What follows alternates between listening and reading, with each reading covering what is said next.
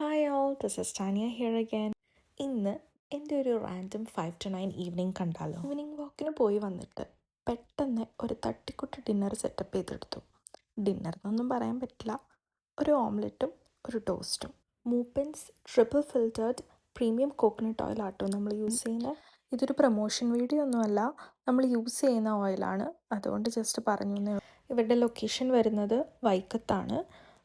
ഞാൻ ഇവരുടെ ഇൻസ്റ്റാ പേജിൻ്റെ ഡീറ്റെയിൽസ് ക്യാപ്ഷനിൽ കൊടുക്കാം.